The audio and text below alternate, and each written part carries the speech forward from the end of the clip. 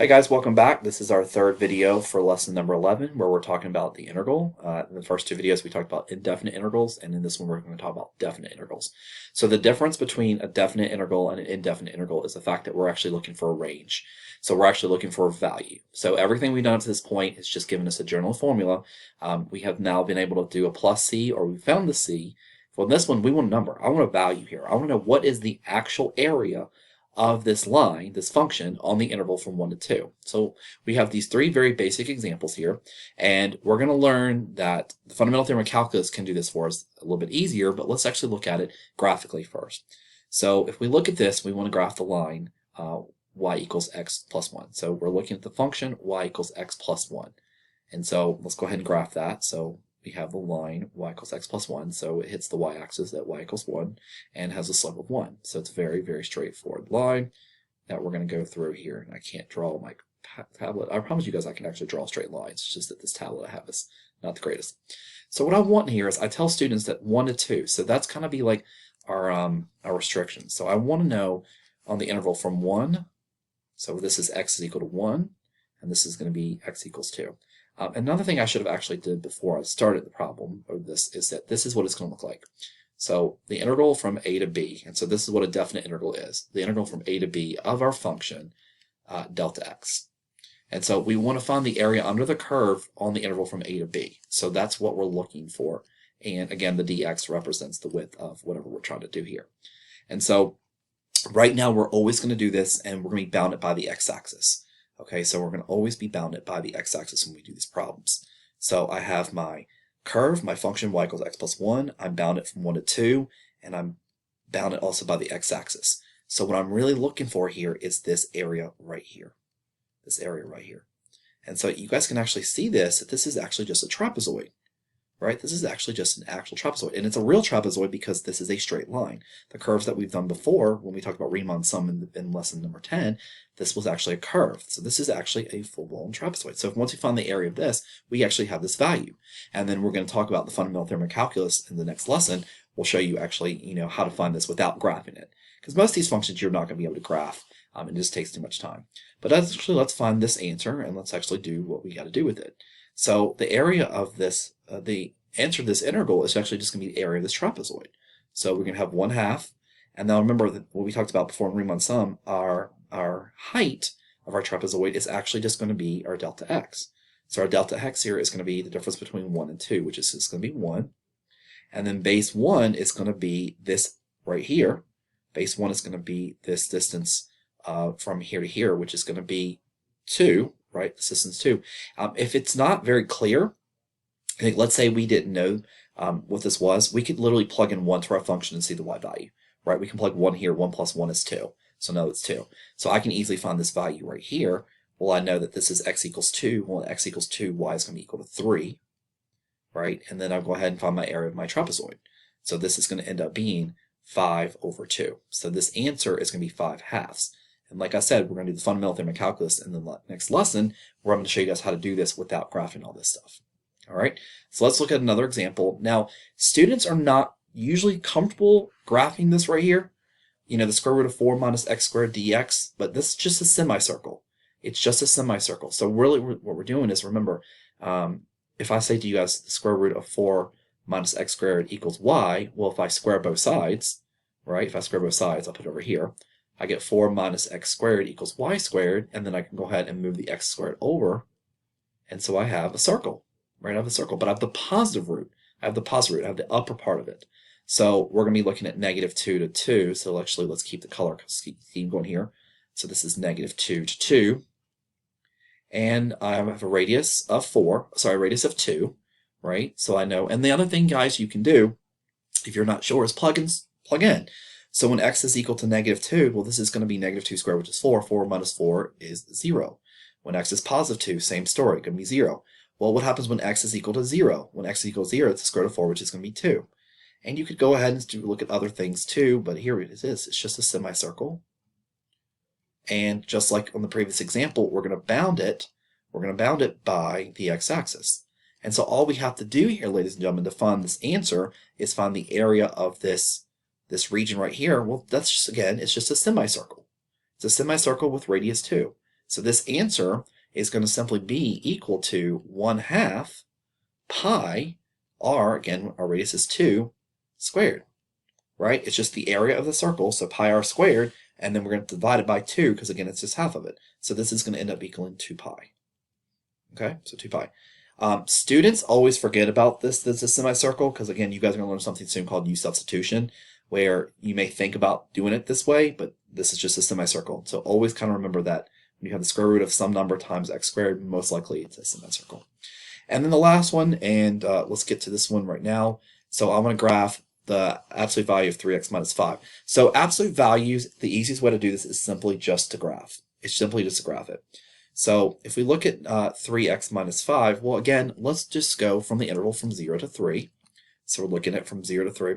And so, guys, the first thing I always tell students to do, if they're just not sure what the graph looks like, is to plot the point. So let's figure out what happens when I plug in 0.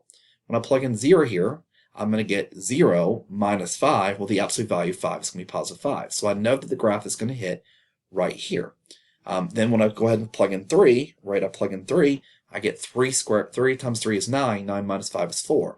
So I know it's going to be at 4. And then the other thing that I can do, because I know it's an absolute value, is that let's set it equal to 0. So when I set 3x minus 5 equal to 0, I get x is equal to 5 thirds. So I know about 5 thirds my graph is going to be 0. And then I know that it's an absolute value, so I know it's going to look like a V. And in the previous two examples, the same thing we're going to do here is we're going to find the area underneath the curve. So we're going to bound it again by the x-axis, and we're going to use the area here. So here we have two triangles, right? So we've got to find the area of these two triangles and simply add them up. And that's going to give us this answer to this integral right here. So let's actually figure out what we need to do to solve this problem, and let's get to it. So the area of triangle 1, I'll call this one 1, and I'll call this triangle 2. So area of triangle 1 is going to be 1/2. Now our height's going to be 1, 2, 3, 4, 5. Right there we know that's going to be 5. And then the base, now remember the base is going to be from 0 all the way over to 5 thirds, right? This is right here at 5 thirds 0. This is the order.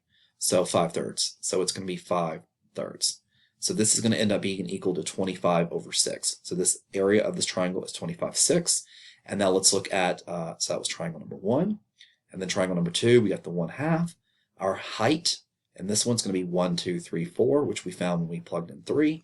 And now remember, this distance is 3, and we've already went 5 thirds, right? So this distance right here would be 5 minus 5 thirds, which again would be 9 thirds minus 5. That's supposed to be a 9, by the way. It looks like a 3. 9 thirds minus 5 thirds, which is going to give us 4 thirds.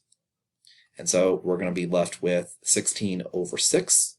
And so when I simply add these together, I'm going to get 41 over 6. So this answer will be 41 over 6. So finding the area of shapes is what we're going to do. Now again, fundamental theorem of calculus helps us a lot with these problems, but these two questions right here, it's much easier to graph them because you can't use U sub here or the fundamental theorem of calculus right there, which we're going to get to a little bit later on.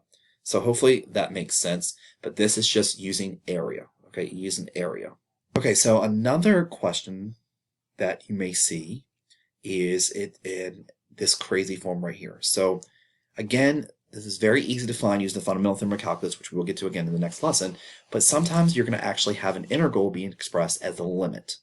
One of the things I want to say very quickly about this, and there's many ways of actually thinking about this question, and this is usually a multiple choice question if it's even on the exam, but the first thing I want to show you guys is that all of these are the same. Okay, what this is representing is that if we're looking at the integral, so if we're looking at x equals 2, x equals 5, and we're graphing the function y equals x squared, we're looking for this area right here. But remember, we're trying to create an infinite amount of rectangles, an infinite amount of rectangles. So just like with Riemann Sum, we want a little rectangle, another rectangle. Well, we want this rectangle, we want these rectangles to go to infinity, to the point where there's so many rectangles that's in here that it actually fills up the entire thing. So that's what this represents right here. So n is the number of rectangles, and then k is the first one. So we're starting with k equals 1. So how do we now look at the rest of this? What does this rest of the stuff say? Well, another thing that's very common that, sometimes they're the same, sometimes they're not, is why there's a 2 here. Why there's a 2 here? Well, it's because we're starting at x equals 2. So when I add a rectangle, it's already 2 units from the x-axis, and then I've got a rectangle here. So that's why everything starts with the 2. So whatever this number right here is, usually it's going to be the number that you see right here. Now everything else is different, right? Everything else is different. So now what can we do to solve this problem? Well, one of the things that I told you guys before is let's figure out what delta x is. What is this? How can I rewrite this? Well, delta x is b minus a all over n. Now, this is not going to work for every single case, but it works usually for 90% of it. So sometimes this doesn't work, but 90% of the time it's going to. And I'll show you guys an example later in the course where you actually have to do something a little different than this. But this is usually, like I said, 9 out of 10 times it's going to work. It's going to work for this case right here. So b minus a over n. Well, again, our interval we're looking at is 2/5, or 2 over 5. Sorry, 2 comma 5. Let's see how many times I can say that incorrectly. So the interval is 2 to 5, right? So b is 5, and a is 2, and then n again is just going to be n, because we don't know how many rectangles we're finding. We're going to find an infinite amount of them, and so we're going to get 3 over n. So delta x is actually 3 over n. So that's going to eliminate a, and that's going to eliminate c. That's going to eliminate c. Now guys, this is usually the easiest way for me to explain the rest of this to you, is that remember that each rectangle's width is going to be 3 over n, right? That's what delta x is. So then the k is how many we have. So the first rectangle, when k is 1, we have 3 to the n. Well, then if we have a second rectangle, we're going to have 3 to the n times 2, right? That's going to be the width of 2 rectangles. And then 3 to the n times 3 is 3. So what usually I tell students to look at here is that the 3 over n is actually the right answer, because this is just me adding 1 over n. Well, my delta x is 3 over n. So then usually they are going to match up. They're going to match up. And usually when you see this problem, you're going to see it as 2 plus 3 over n times k. And that's what makes students understand that. And here's the function, by the way. And also there's like a little bit of the definition of the derivative in there, that you have 2 plus h, right? 2 plus h squared. Well, that's what this is. This is going to be the h, or the delta x that you have here. So we got the fundamental theorem of calculus going on with it as well. So that's the idea that you're going to find with these limit notations. All right, so this is how you see, usually it's like a Riemann sum, how the Riemann sum is expressed in this form, in this limit notation. So the biggest thing to come out of this with is your delta x usually eliminates at least 2 of them. And just remember that remember the delta x is also part of what's right here. Because again, remember in a Riemann sum problem, in a limit definition of the derivative problem, I give you guys, the limit as delta x approaches 0 of this minus whatever number we have all over delta x, right? So that lets you know that. So that's how you do question number 4. We'll do this is very uncommon on the exam, but I will probably do a lesson, like an actual lesson on this right here. So it's put there just again for another representation of how you do a definite integral in this kind of form. When you see this crazy stuff, now you've seen it here. So let's move on to our next set of problems. Okay, so the last example we're going to do in this video, and then in the next video we'll actually talk about some definite integral rules. But for example number 5, it says the sum of given areas of n circumscribed rectangles. So we've already talked about this in a previous video. That just means that it's over approximates.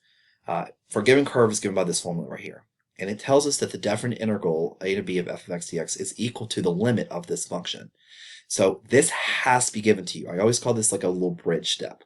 So we're wanting to find out what this solution is right here.